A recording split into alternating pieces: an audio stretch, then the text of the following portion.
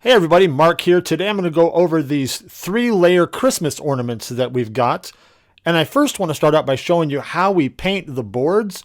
And then I'm going to show you some of the different ways these can go together. So I don't have this particular board that we painted for this one, but I'll show you one that's similar. So here's one that my friend Michelle, who's the designer of this particular project, that she painted this board for a future one that we're doing. And as you can see, she painted this section white, some red, some purple, pink, and gray.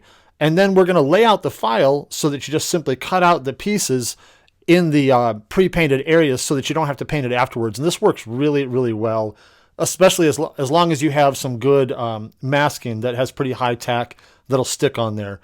So that's what we did here. And you'll see in the file that this is laid out in a way that has each of the brown ones, red ones, green ones, and so forth all grouped together. So if you paint it beforehand, it just makes it so much easier, and that's what we did here. So as you can see, we've got 4 different ones that have the hole in the top that you can hang, and those are the center pieces.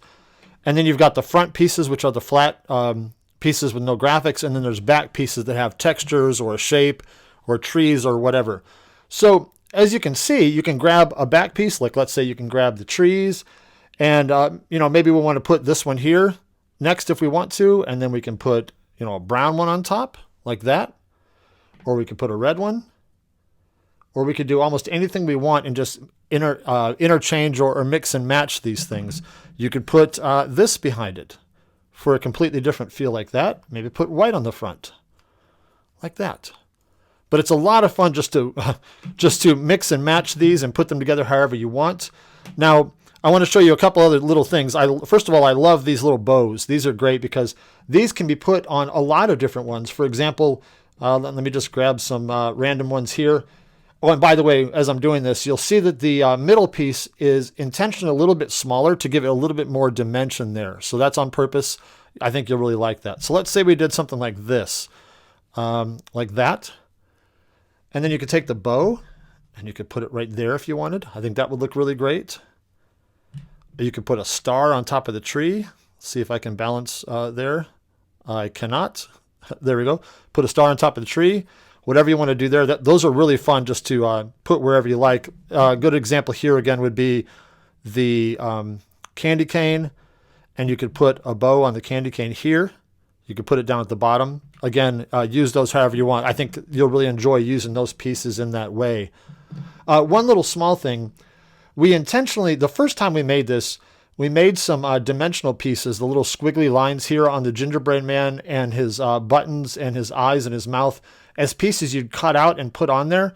But when we cut it out on the Glowforge, those immediately fell through the crumb tray. So yeah, we realized that was going to be a disaster waiting to happen.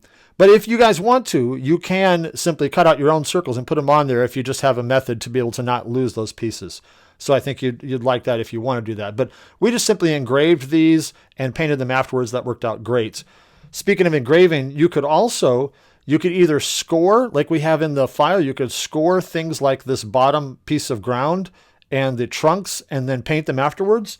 Or you could engrave them right up front, like you can actually see that I started doing here, and the texture would look great. So have a good time scoring or painting different layers, however you'd like to, and experiment with those because I think you'll enjoy the different looks that are there.